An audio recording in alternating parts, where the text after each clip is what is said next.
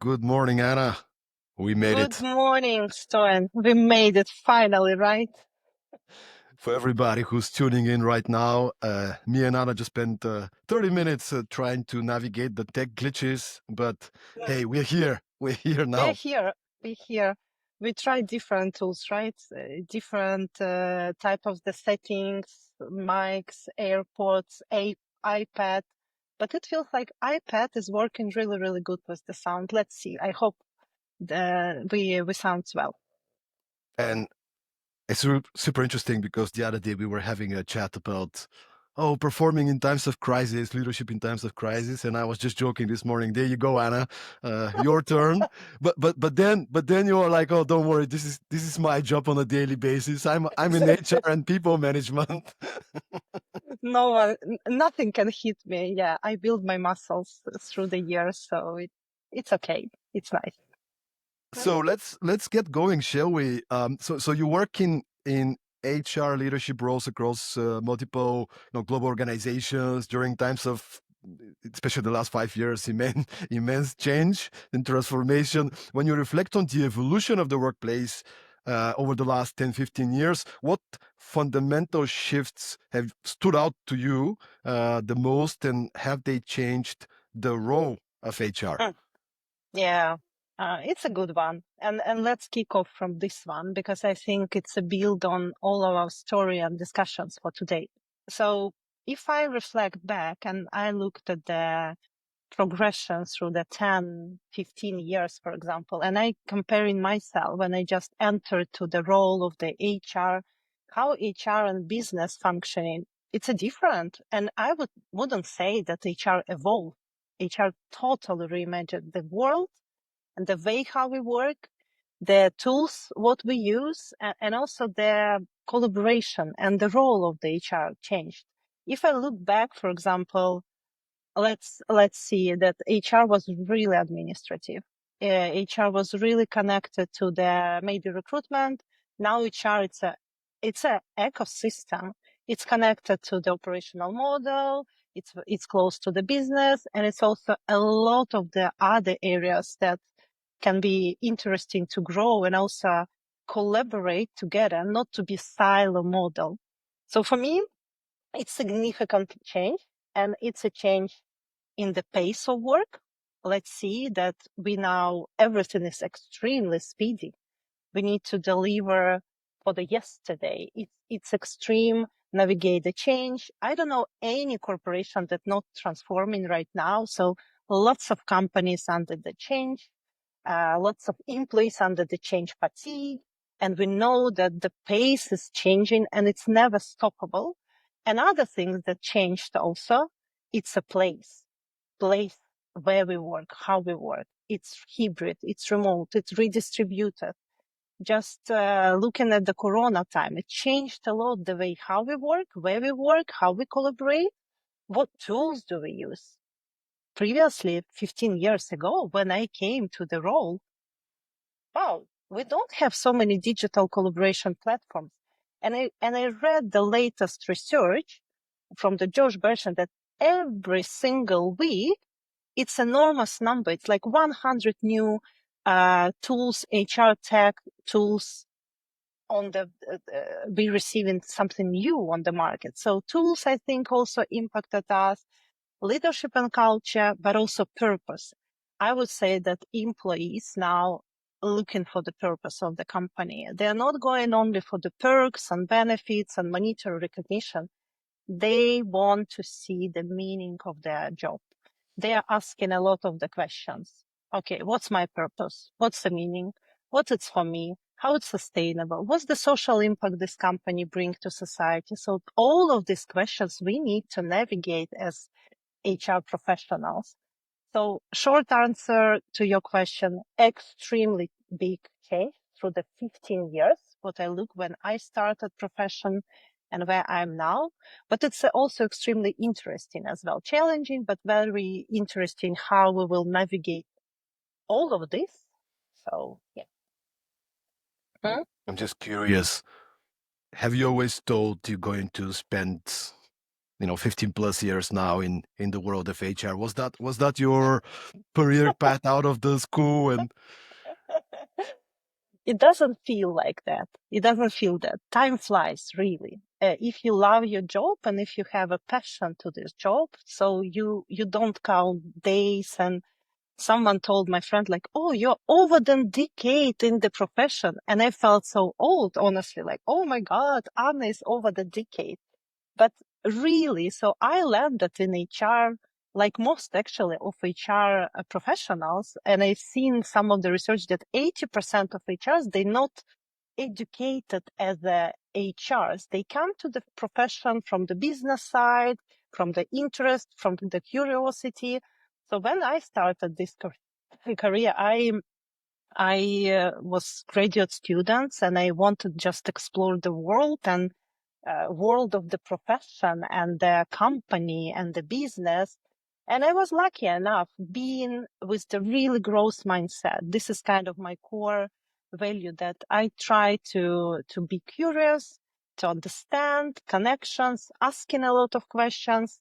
So I started also not in HR. I started actually in IT, an amazing group of talents and people, but then just being the curious enough into different types of the roles, I moved to the HR and then other different roles and different possibilities and challenges and projects and assignments. So, and my first education and master degree, it's engineering. So I'm telecom engineer with the 0 days of working as engineer.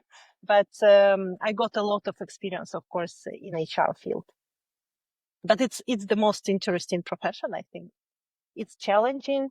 Sometimes you feel what it would be at the end, what's the outcome of all of this challenge. Sometimes you can feel yourself like it's a big waterfall. Sometimes it's a bottleneck. Sometimes you're just trying to find the light in the tunnel and find a solution for your business. But it's never boring profession. At the same time, you need to be very skilled in setting boundaries. Otherwise, it's a very challenging in terms of the burnout profession, I would say. Um, and I always have a story about that people who come to this profession from the like a junior, and they start postgraduate students, and you interview them and asking, but why HR? Why you want to work in HR? And when I hear the answer, like, I love people, I like people, I would say probably no to this interview. You know why? Because HR, it's not about the liking people. You can like to see the people progress on. You can like to see the people grow. You can navigate change and help people to strive, to be engaged, to be motivated. But people would surprise you if you love them and like them. So it's a profession that you need to really be good in balancing, having a passion in the people growth and change, and help management and leadership to navigate this change and the people topics. But it's not about the liking people, honestly. It's something different. So but it's, as I said, it's extremely interesting to be now in the HR specifically, because it's so evolving, it's so much changing. You can be in HR tech, you can be a subject matter expert in some specific area, or you can be a business partner and helping your business leaders to strive and navigate all of this complexity. do you feel like sometimes HR gets a bad reputation in a way, like it gets neglected, and maybe it's misunderstood, all the effort, all the energy, all the hard work that HR professionals are putting out there? Yeah, spot on. I think it's also depends on the maturity of the company and phase of the company. And being in a different companies, I've been, and now I'm in a global corporation, and I've been in the tech business and telecom. I would say it's really depends on the company culture, phase of this company, sort of the stability, mission, and current period of the maturity of the operating model of the HR.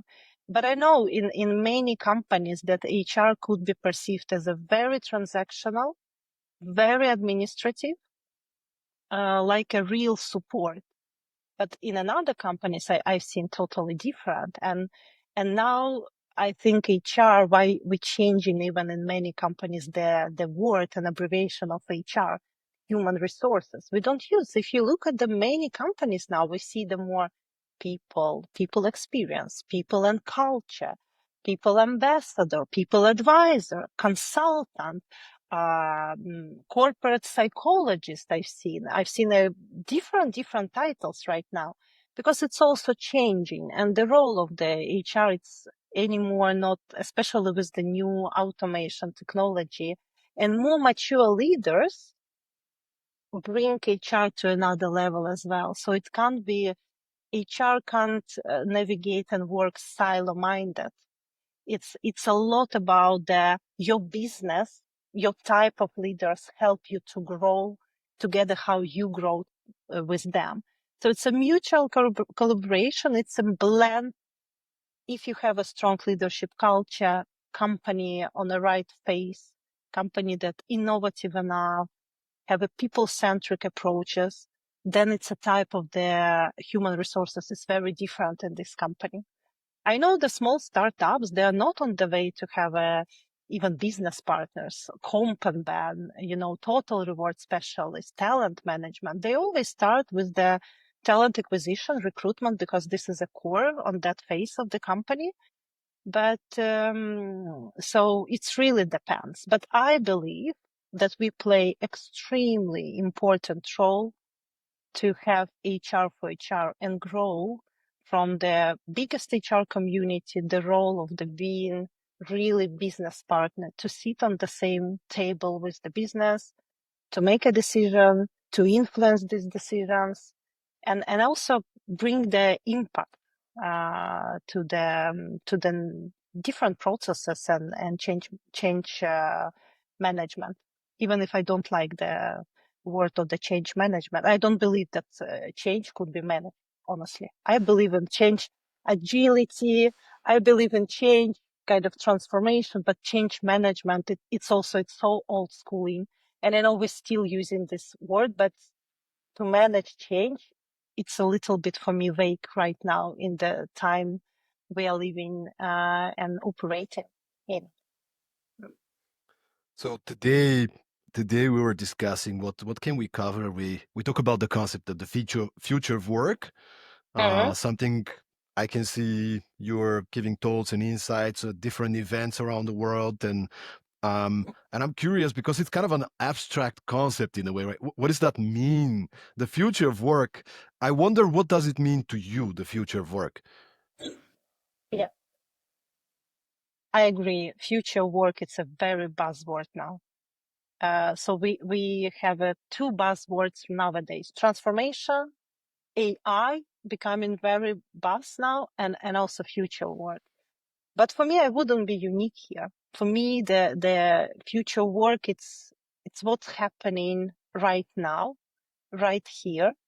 You can't use the same predictions that you used previously.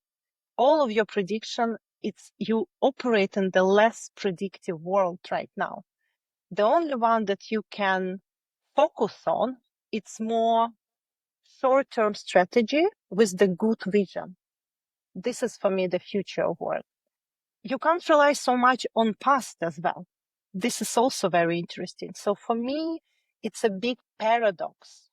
You can't predict so much the future because it's changing all the time. We have a geopolitics, we have a war, we have a financial crisis, we have a resignation. We still have a war for talents, but at the same time, many companies doing the redundancies and changes as well. That's why I'm saying it's what's happening right now in this moment. But you can prepare for this. It doesn't mean that if you can't predict so much, you can't prepare.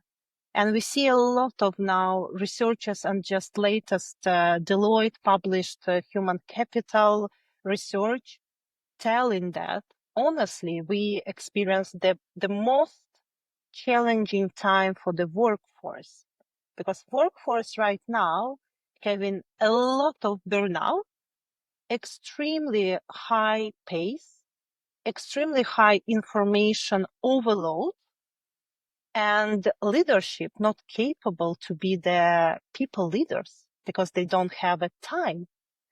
And this is the biggest now issue, how to prepare for the future work, for the reskilling, upskilling the staff with the situation where, when most of our employees, they feeling anxiety, they feel uncertainty, they not having the right well-being.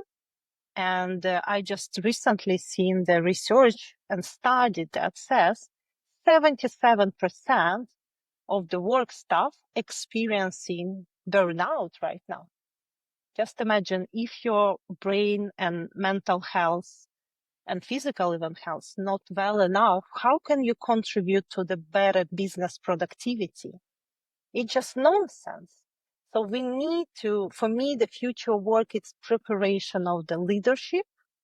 It's navigate all of this change fatigue.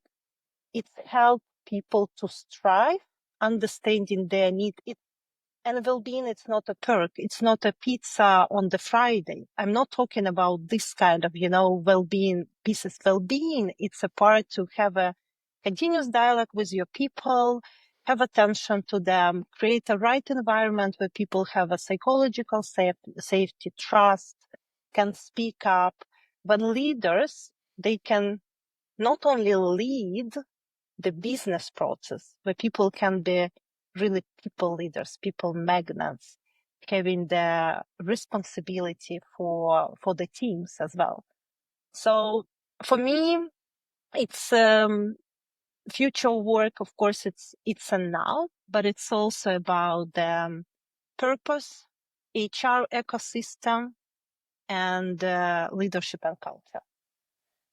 And the let's maybe role of HR here, extremely important. Talking about that, we can't be any more transactional, and we know that automation and AI will step in and will do all of these transactional things. So we in parallel need to upskill ourselves so fast. And we know this expression that AI will not take your job. But the one who learn how to work with AI, automation, tools, digitalization, these people will take your job for sure if you don't upskill.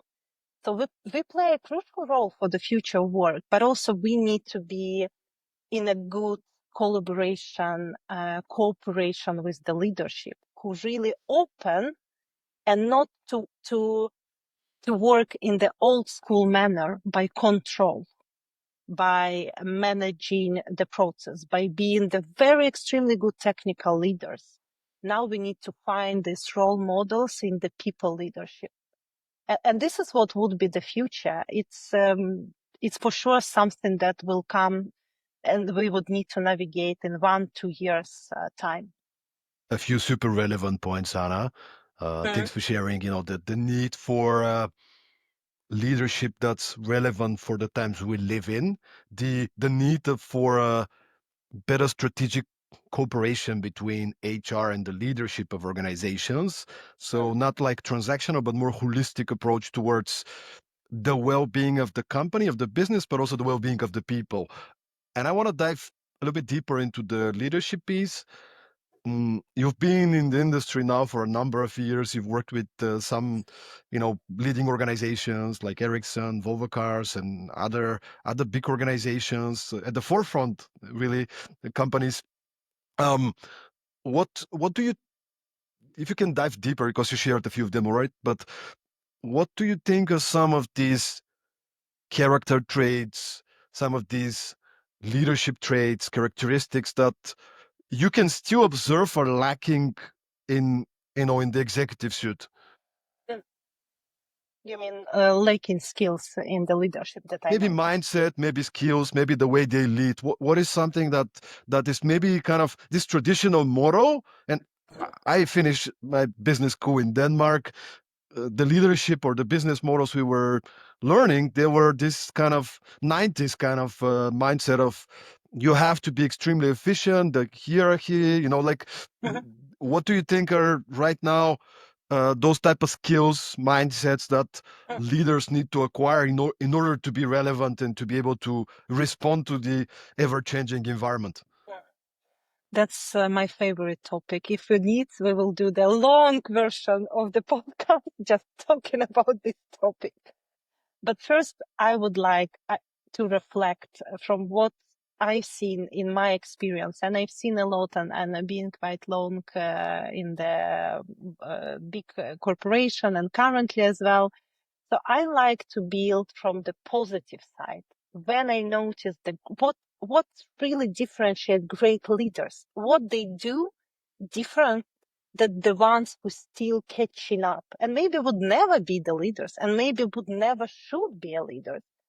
I'm blessed enough. I worked in my career with amazing leaders, and I'm still in a good friendship, and we do bonding mentorship, like reverse mentorship to each other. We still have in Sweden, we name it fika. It's a coffee when you just meet and talk, not necessarily lunch, but just with the coffee or tea, you discuss, you reflect. And I still in the good relationship with such type of the leaders, and I supported their big organizations. But what can I say? These extremely good leaders doing extremely well. They're very showing their authenticity. And I wouldn't be here very unique, but what really stands out, they're not afraid to fail and share their fails. They're not afraid to share their lessons learned. They're not perceived as a leader of hierarchical manner that I'm here to lead your team and you need to listen me. They're good listeners and they're extremely good communicators. So for me, this authenticity, vulnerability, communication style, empathy, this is what that stands out from that type of leaders that I looked, and they are really role models. And it's easy in HR. Honestly, when you look at the engagement scores and performance scores, you can see these teams that what's the difference? Why this team is really having a great results? What's happened? What is the difference? It comes from the leadership, role modeling, the way how they work, how they collaborate. And I love, we know that Brené Brown, she's really, really guru into leading with vulnerability and all of these topics. And I like this expression from her book. And it's amazing. Like leaders, it's not the one who is perfect. Leaders is the one who is real. And I think now people really looking for these real human beings, real leaders who can listen, who can balance, and who can find the solution for you if you're in a good time of your phase at work or bad time, because we are all also humans and our attributes, how we're productive, how we work, we're also different. Some people, they're working extremely well in the first part of the day. Some people, they're more productive at night. Good leader will notice all of these attributes. Good leader knows how to work with the diversity and include this diversity. So definitely, and I have story to tell, and this is amazing story about the, how one of my leader in the company, and if he's hearing right now, his name is Hans. We worked together at Ericsson. He was leading an extremely big team, but what he was doing differently from other leaders, I remember Friday. And I always waiting for this Friday, and his team is waiting for the Friday. Why? Because we know that at the end of the day, he would write every single Friday, never, whatever it's vacation or crisis or something, he would send a really great email with the focus, what's done during this week, what's focused for the next one, connecting visionary piece, but also connecting with the private one, showing that I'm also human. This weekend, I'm going to do, I don't know, hiking, barbecue. We've done a party with dress up in the different clothes, etc. So he always connected this human part with the professional part, but with the productivity, and giving a people vision for the next week, for the next month. And honestly, people waiting for this Friday email. It's very simple, right? You shouldn't go to the amazing MBA program or trainings, but if you're really, really strong enough and natural leader, you can't fake it. You just do this and you prepared for it. And there were so many other examples of leaders that I used to work and working now. You notice them, how they communicate, how they build their presentation storyline, what kind of vulnerability they want to share. And sometimes you don't know, you work with the C-level executive. You don't know, maybe marketing team or communication team prepare this plot to share the story. But I see the future of leaders and the leaders as role models, the one who is really, really good communicating, having empathy, vulnerability, authenticity, and can share the story and vision. And if we would have more such people, I think the businesses, even in crisis, even with the financial obstacles and turbulent time, they could thrive still. And we know that this people first concept, and I can comment now Simon Sinek, that he said that actually customers will love your company until employees love it. So just very simple. You can observe if the employees love the company, the customers' profitability, financial results, they will follow. But how to make that employee loves the company? This is a puzzle that now, and it's not only a task for HR. It's even not it's a task for the leaders for sure, but it's a task for the all of ecosystem to navigate this strong engagement and good productivity. I love you Sorry, talking about this. I love you it talking was about long, this. right? Yeah, yeah, No, it's good. It's good stuff. Everybody yeah. who's listening live, drop your comment. What do you guys think about that? If you Yes, have any question, drop it in the comments as well. We'll try to take some questions. But I love you talking about that because to some people it might mean like, oh, this is this kind of topics, empathy, compassion, listening, respect. Well, the problem is we were too much focused on the other side, right? For many, many years. It's not that mm, it's the only one. People first doesn't mean people only. Like, because you can go the other way. You can go over caring and not caring about the business and the results. And that's not a good thing. That's not a no, good place to be. no, I mean, for me, it's a simplified motto is an organization that cares for productivity and cares for the people. If that's what you have in mind from the leadership, from any level of the organization, we need to make sure we have good systems. We need to make sure we produce results. We are focused. We have discipline. We have standards, working ethics. But we also want to care for the people, genuinely care for the people, like being real, and it's I would love you to share some strategies and practices, because as you said, there's no right and wrong. I've been as an external consultant, working with so many organizations. Some of the practices that work for this organization, they're not going to work for that one because they have a exactly. different culture, different Yes. context. So you have to pick and grab. But I want you to give us a few examples of initiatives. First of all, you mentioned Fika, and for you guys in Sweden, it's probably just another cup of coffee. But can you first explain more about Fika? What is the setup? Uh-huh. What does a Fika meeting look like? And also, if you have any other initiatives that you found quite useful, because then people can inspire it and maybe implement some of them. Mhm.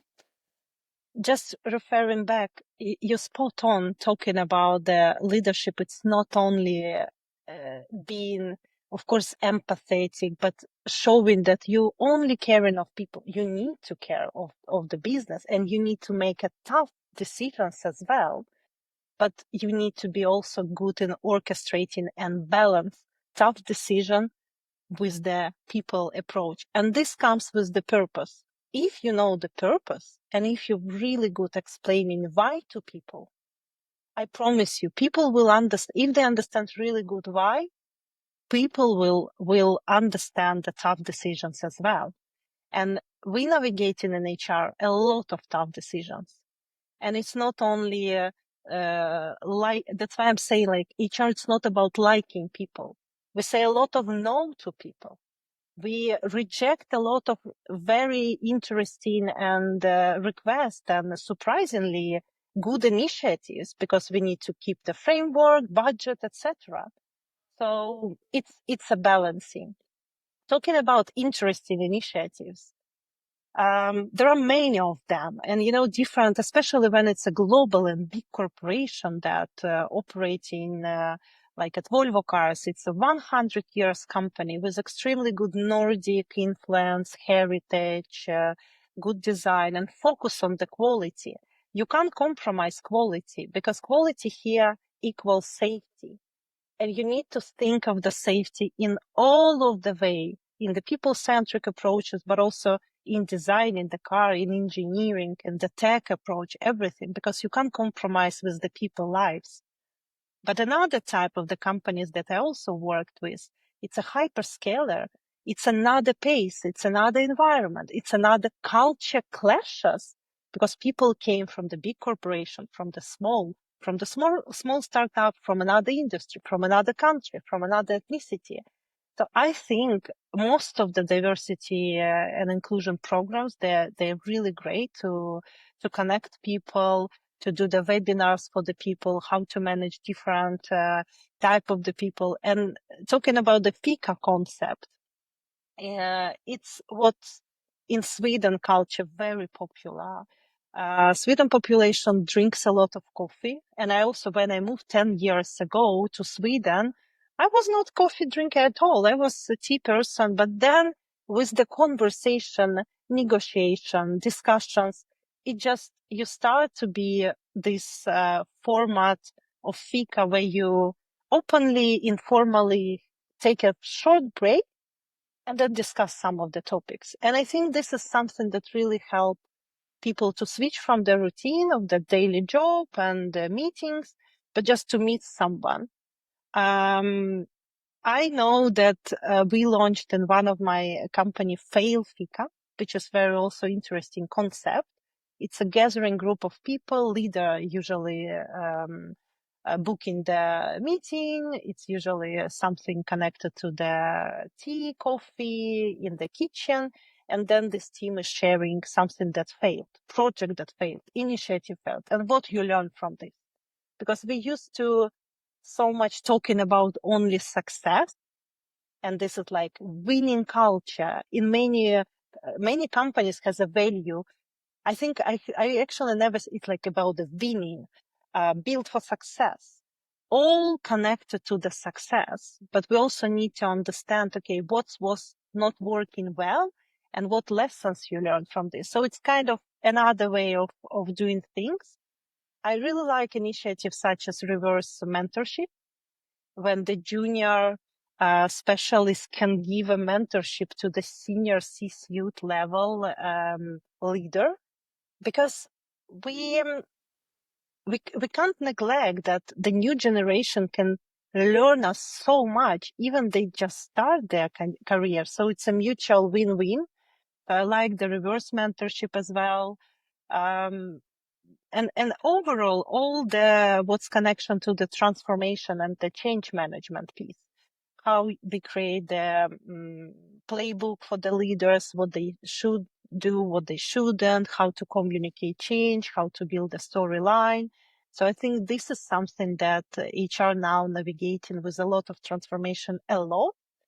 And I still waiting for the very nice HR tech solution in the future, because what I deep dive now, there is kind of niche on this market still. Out of the thousands of solutions that helping you with rewards, talent acquisition, talent management, success planning, and engagement, we're still missing some things that will help change transformation, because now it's a very transactional. When you do the change, it's mostly the org charts, you're moving the boxes, people in between, but it takes so much time. So for me, talking about the good initiative, they already exist, how we work with the engagement survey, performance model, succession planning, talent pools, job shadowing programs, and job rotation.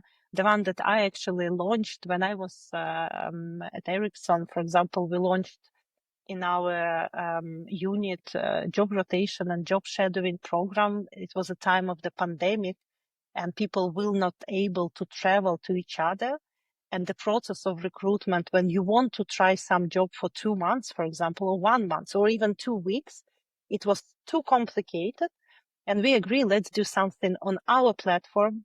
Let's create with the engineers just a SharePoint, very simple way, like a handshake between two managers. I'm giving you person will learn.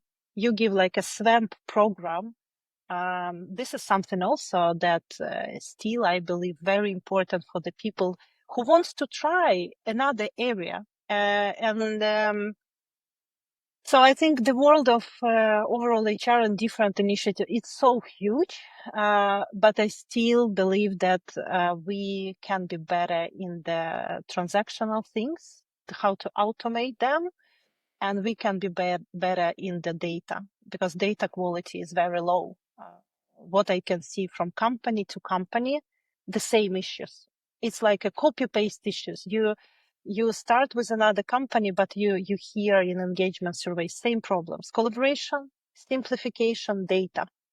And data with the AI and automation, it's a quality of data. Good output of AI solution, any automation solution, would be only when you have a good input. But we are so far in many corporations very, very low in data quality, I would say, to navigate the automation. Similar with simplification, extremely difficult processes, broken systems, and navigation. That's why I understand why burnout for the leaders and employees so high, because it's information flow and constant processing the administration part, very, very tough as well to navigate. So we have some of the gaps, but at the same time, we have very solid and interesting initiatives to support. So it's a balancing between initiatives. What about building leaders and building managers? Because that's another interesting topic, right? Many of my clients also, we have these conversations, and they're like, "Look, we want to promote people who've been in the company for quite some time, performing well, but the challenge is sometimes they don't have the people skills. They don't know how to lead and to manage.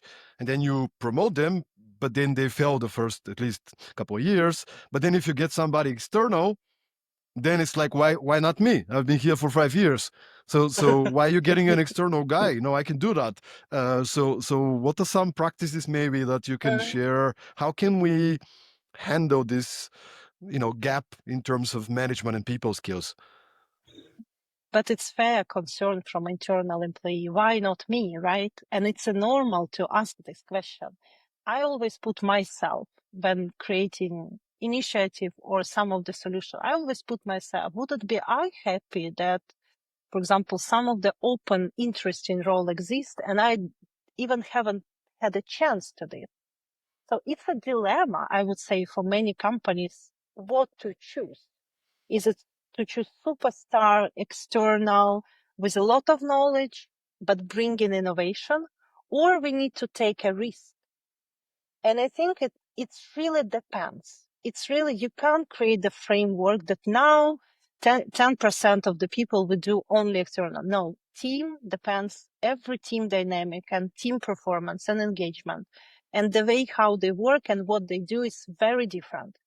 But what you need to understand that the balance of these diverse backgrounds, very important on the team. You don't need to have a team only with internal candidate. You need to inject someone who would bring the knowledge, who would bring totally different perspective, innovation, another way of the culture, not fitting to the culture, but aiding to the culture. Very important, not fitting, but aiding the values, everything that you can bring with you as a person and from previous experience. With internal candidates, with internal people, you need to really show them the way that they can grow in this company. And then you need to find the motives of the people. Some people would like to do more trainings, educational, upskilling. For some people, it's very important promotional, hierarchical way. So you can't find it, but you need to have these tools around these people. Okay, for this type of the persona, very talented employee, very high retention risk, we have a tool about the promotions, for example. For the person who is really interested in growth mindset, in building around the skills, his professionalism, let's build, I don't know, lifelong learning and give access to the trainings that we have. So it's that's why I'm saying like leadership, it's an art. You need to really well know your group of people and create different solutions for all of them. And the role of HR to show all of these solutions. It's like offer, I have this many offers to you. It's up to you to choose. And what will work? We don't know because you're the leader. You know this team. And it's also wrong to only say that leader responsible for career.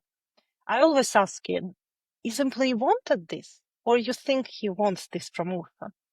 Ask employee before. Just a very practically, what do you want? Why you are here? What's your career ambition?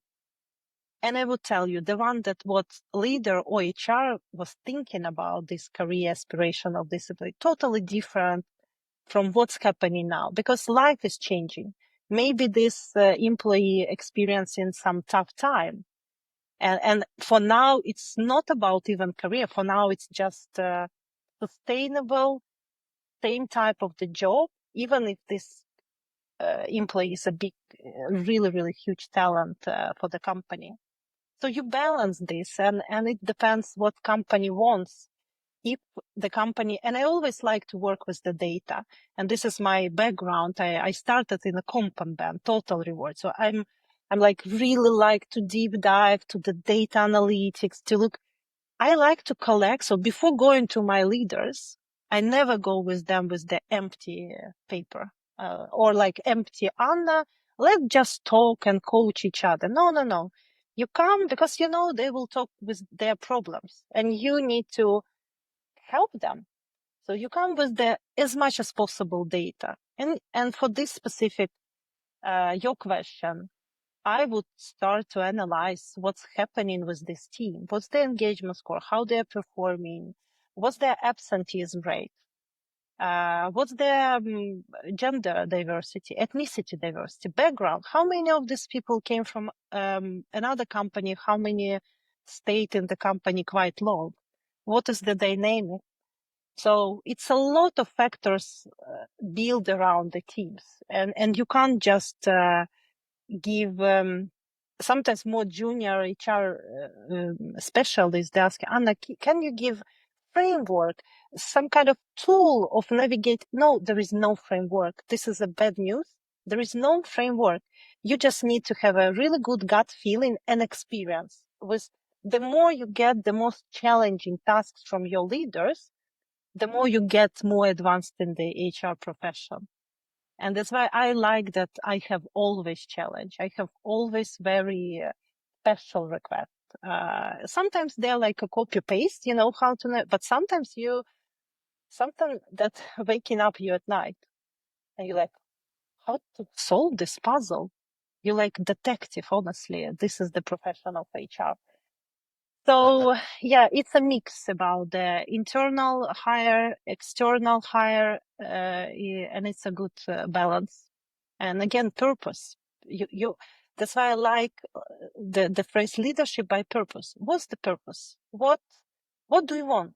Why you want external? Why you want to grow internal? What's the problem and what's the purpose? I love that you talk about the the care piece again.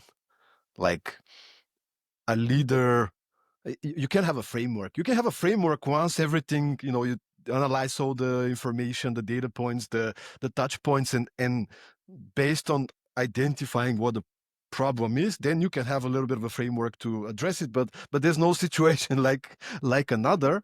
You can't start with the framework, unfortunately. Here's a step by step, because you're losing this. There's humans, that's not AI.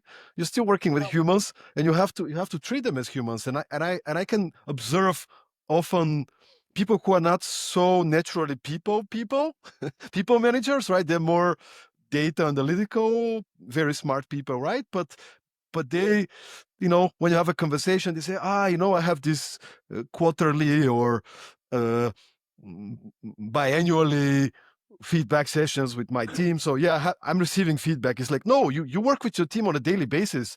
Mhm. As you said, sometimes the person that you told, I really want to promote them because they're really good. They're just putting so much effort. Yeah, but maybe they have something personally going on, so they actually don't want to be promoted because right now Mm. it's some instability in their personal life, so they want this job to be the stable pillar in their life. Mm. So, Mm. but if you don't have these conversations, and you have to be intuitive and say, hey, Michael, I can see, you know something is off. What's going on, man? Is everything all right? Do you need any help? Do you need any support? Because you can't just say, okay, let me see what's the third step in my framework. It's like, no, it's like you don't No, know. You have to be intuitive. Mm, exactly. Even though they want to find this easy solution, but the problem is there is no easy solution in the leadership. You can't be like in a movie of Matrix, right? When everyone operates like a machine, you come, you know the specific scenario, you prototype, and you apply this to this employee. No, the bad story of this, you can't do this. It's a very tricky. That's why I still believe, and I always in HR a little bit provocative. I believe in some things, and there are some things that I don't believe. And the one thing it's extremely about the leadership, that you can build the frameworks. You can give a tools like a webinars to help, but you do this by practice, and you need to be really natural in this. And you can, I tell you, you can visual and you can observe these natural leaders very quickly. You just need the time to observe them and just understand how they speak, what they talk, how they listen. Also very important. Not just talkative, but also how they listen their people. a bit of a challenging question, maybe. What should HR people do if there is resistance in the leadership about those kind of things? Let's say you have a executive that is kind of more traditional in their management thinking. They're not so people oriented. They're probably good with the numbers, the business, but people there to do their job and get their salary. That's kind of the mindset, and they're more fixed mindset. Mhm. So how can we impact the change as HR professionals with fixed Mm. mindset executives? Yeah, you need to create ecosystem for them, and it's not a short term; it's a long term strategic organizational development plan. So you need to inject at least 1, 2 extremely good role modeling leaders to this team, and just to create not a comfort zone, if you understand what I mean. So you create the dynamic of the team by including very special characters to this team who creates the shakes and moves, and not allowing this leader to follow the same pattern. The one who would, and it's not HR who can like speak up and say, HR can do the coaching session, give a feedback, and then like, you done this, I think this worked well, but this one, but also the team dynamic built with the injecting the right profile to this team.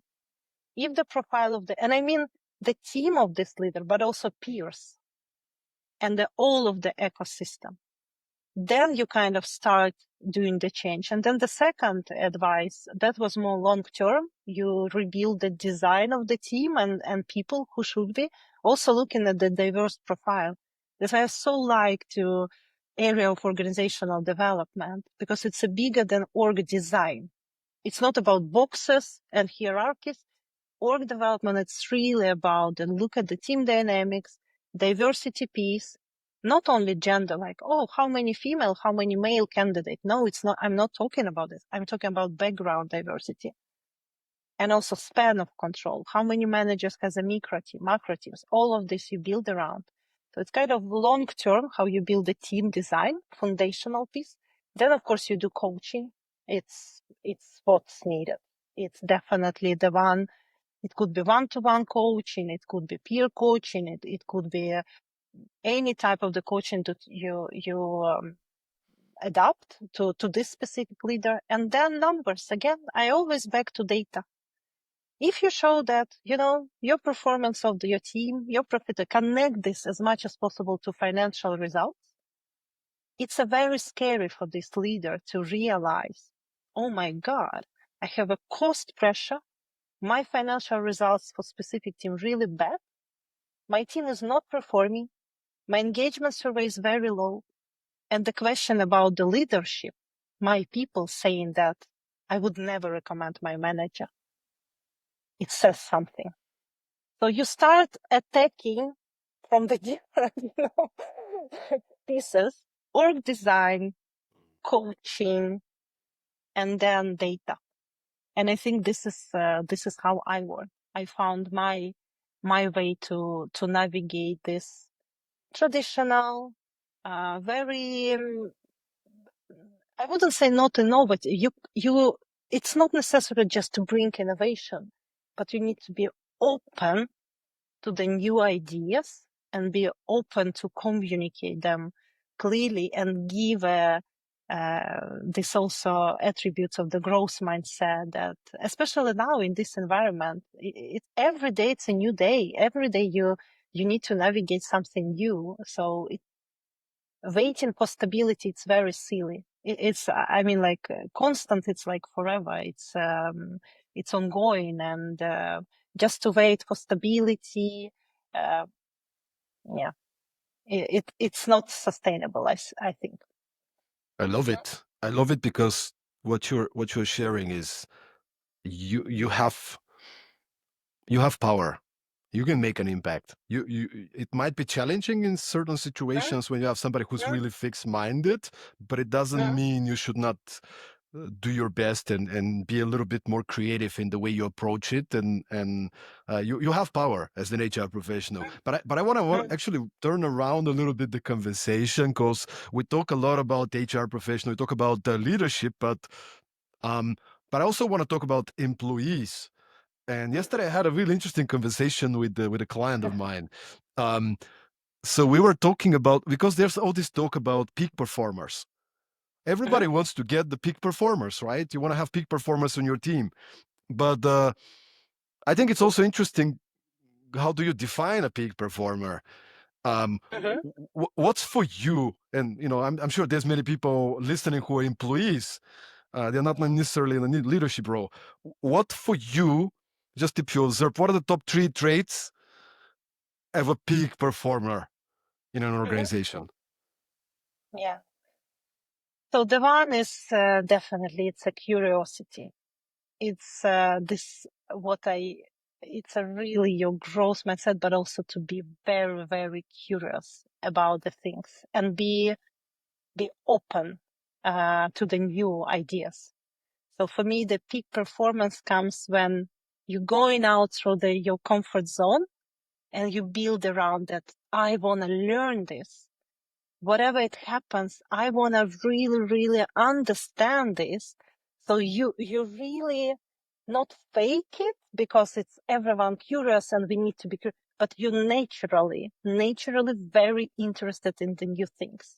This will help you really, really be potential in the company and performing well. The second one, it's your communication style. It's how you communicate to the people, how your style is really you know how to achieve results, but also you do this in a nice manner. You do this still not about, we're talking about leadership, empathy, and all of this kindness, right? But also you need to be an employee, not to be liked by others, but to be polite, to be very good with the integrity of the company, and really role modeling of the values. So values, it's important. And the third one, high performance. It's of course knowing what you do. We can talk about a lot of the soft skills, but you need to be really good in your profession. You need to know, you need to be the guy or girl who everyone would miss while they're away. You need to be the one who give advice because you know how to do. You know what and you know how as well. So 3 attributes: curiosity, communication plus collaboration. I would say it's together. And the third one, skills, experience from different occasions. And even if you just start the new, it's your beginning of your career. But think about, I always, and I'm coaching and I'm giving career advices as well in parallel to the one who just starts in the role. And they say, Anna, I need to build the CV, but I don't have a previous experience. I said, of course you have. It's a lot of previous experience. They're like, no, I haven't worked anyway. It's just my first job that I now landed.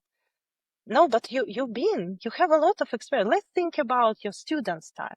Let's think about your trainees' time. What's your first small job? Have you helped your parents to do something? Have you been in social activity? Have you run marathons or something? This is also experience. Build based on that. That's why it's like I always put the human piece in everything, because people. Not the machines. And with AI, with all of the tools, we still would need a human touch. And this is super important, how we build the resilience and everything. But no one will remember Anna in that company, but they would always remember how the people feel around you, feeling that you bring.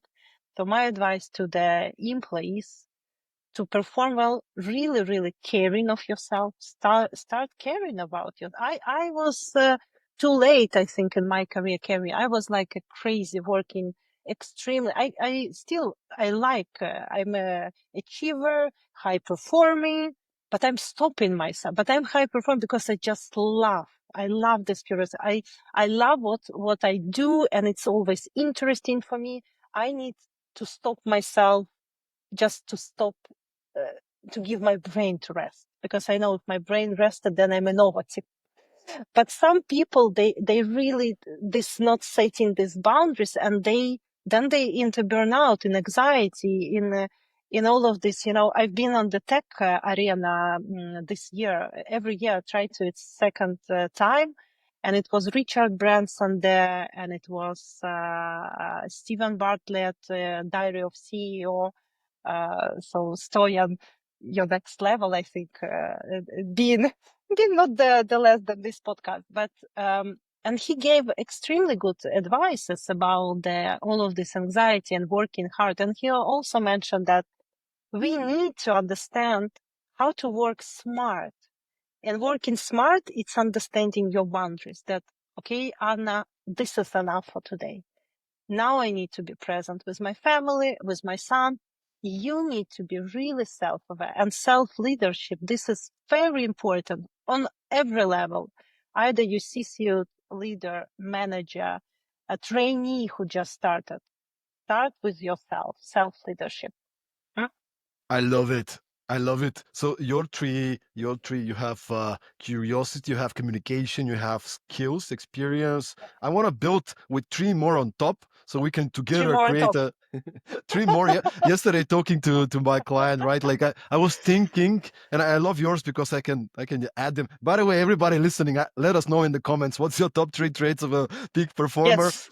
Oh, Uh, that would be very interesting to hear. That'll be Yeah, very yeah. interesting. So Mm. everybody, let us know what you think. So let me add quickly my 3 on top. Yesterday I was thinking, for me, on top of what you're saying, Another one would be, and it's a very interesting one. It's speed or simplicity. Like the peak performers Mm, are not overthinking, not doubting yourself, not doing seven actions to get one thing done. They're very simple into getting to the point and getting something done fast. Like literally, they're mhm, just like mhm, done. Like they and it comes with self-confidence, it comes with mm, experience, it comes with this drive, this motivation to get it done. So the first one is mhm, speed of execution. mm, um the second one is taking ownership, which is kind of neglected in many ways, because it's kind of, oh, it's a given. Of course you have mhm, to take ownership and deliver, but still though, I think the people that I work with that are the best ones, that are getting things, like these are the ones that are taking ownership, that are, mhm, there is a crisis, there's a situation, they take ownership. Hey guys, I'm on it. mhm, And they take ownership to deliver by the deadline, no matter what. They make it happen. And the third mm, one is probably connected. The third one is self-initiative. The peak mhm, performers are the ones that are not waiting for somebody to delegate them tasks, and they call you and say, what should I do? A peak performer never say, what should I do? A peak performer mm. has already done it, you know? Or, like you said, I can't wait to just start doing stuff. And they might come up with a plan and say, hey, here's the four Mm, things I'm on to doing. Just give me an approval, right? Like they're the mhm, ones that they're knowledgeable about their responsibilities, the level of decision making they're mhm. allocated, and then they're just movers. They're just movers. So Yeah, so if you yeah. combine yours with mine, I think we have a pretty solid. Mm, I agree. I agree. I would add what I would add to also be compensate all of these three. I would add that they're really good in sharing as well. I notice them. They don't keep this knowledge, they're so quick to share, I've been here, I listened this. They don't feel that it's a competition market. And I don't believe that it's a competition. I don't, because now with the knowledge, if you smart enough with the growth mindset and curiosity, you will find any information what you need. It's just your time and how you put your passion and your energy in this. So I think they're really, really good in sharing. That's why people like working with them. They're like a magnets, and also I agree with you. I would add proactivity.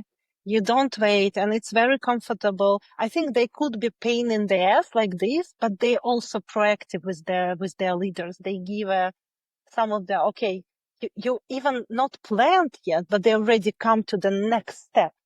Really long-term planning, but also giving like, okay, you kind of giving this prediction. And also, I think third one, what I notice, and it's maybe reflecting to my life and everything, I'm originally from Ukraine, and it's also living in crisis, navigating crisis, conflict, building muscles, resilience. I would say they're really strong. They're resilient people, high performing. They can be close to but also they need to know how to set boundaries and how to stay strong no matter what the crisis it is. So and having in your head, I wouldn't say it's like this fake optimism, but still positively looking at the things that, okay, now it's a crisis, now it's a dark side, but what can I do to feel better and help? And always asking this question, like this positive mindset, super important. I'm just trying to find, there was a specific term. uh was it realistic optimism? I need to find it. It was a Because, specific yeah, term I about, know. I think McKinsey or somebody. Yeah, Give me just a sec. I'll find it there. I yeah. hope you have a few more minutes, because I have a Yes, you mentioned a yes. topic that's you mentioned a topic. I'm on my first day of the vacation. I can start my day and then I will go for fika and enjoy. So it's a good start of my This day is as well. this is the reason I don't want to take a lot of your time because, time to recharge and let me just find this Mm. term. Maybe I'm not going to be able to find it. I'll post it in the uh, something to do with. With the Okay. optimism, like artificial optimism or something like that. I remember I also read about this Yeah. one. Anyway, we'll find it. We'll find it somewhere afterwards. We post it in the notes, guys. So um, the last part. Okay, I'm gonna stop looking for it and focus and be present to the We will moment. put in But the chat to the people. Yeah.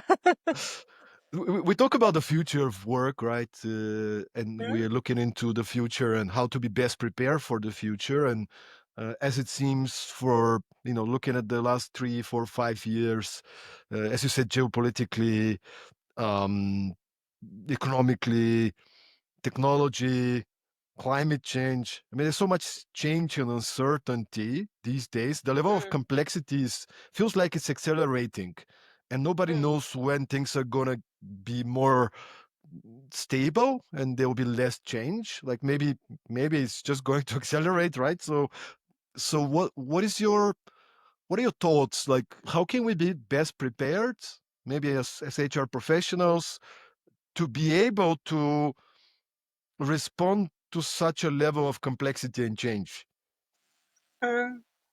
We need to really, really think about the simplification mindset. Every time when we start something, I would encourage that every HR specialist start thinking what it's for the business, what is the reasoning that business will understand, what is process about, is it simple enough to do this in this way? And not trying, I think it's very, very stupid to rely that and have an assumption that everything that worked in the past will work in the future. It wouldn't be like that. So I think that HR nowadays need to have proper understanding how the ecosystem and processes to be simplified and close to the business to understand what really business needs in this period of time. Short steps, but still to have a strategy in this. It's one part simplification. Another part, of course, automation, working with AI. If we have a greater data, let's focus on the data. We will, of course, need to put all the transactional things to AI automation. And just imagine, then HR world would be so much easier and so much also interesting in this profession. This is what I always encourage to be people. And I like to run HR for HR because it's amazing profession when you do it right, when you do this operational, transactional things and give it to the machines, give it to automate and not to work even with this, but be more present to your business and leaders. And I think that the third one, it's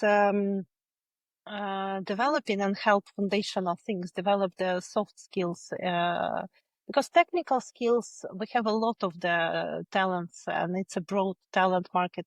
Everyone has the skills, right? But the soft skills, there is something that we need to foundationally build on. And given the tools, given the try, given the, like we said, the different job opportunities to try the career. And I strongly believe, and this is also my belief, that career is not linear anymore. You don't be. I don't believe, for example, in career ladders. And I would be like a strength teacher saying, because in my current company we have career ladders. I don't believe in them, but I still need to work with them. This is also kind of you need to navigate that somehow, because I believe in the squiggly career. And even LinkedIn CEO recently done amazing post about this one, that career anymore that you can't predict. You try, you can do the downshift, you can try another field. Yes, you can grow up, but it's always what's like this, you never know what the field you would try. It's all about your background, your experience, and you as a human. Human is something that we also need to navigate, being more human in these tough times of change. And also look at the positive side. Change is also chance. I always say change, chance. If you look to the change, okay, it's very tough, but what it's for me, what it's for my people, can I grow with this? Why not? Let's take this then challenge, and then don't do this long-term, predictions, because then you would be very scared, because life is really unpredictable, especially now. We have so much problems and issues to solve, and we spend so much time at work. So work should be engaging and positive. And if not, then you need to ask yourself about this. Is it right place, time now? Or how can I change this? Can I create my team who can change and shape it? And I spent quite a bit of time joining personal development experiences, seminars, coaching academy. I did a Vipassana retreat once. And on the professional side, my former background is movie production. So movie production is crisis management 24/7.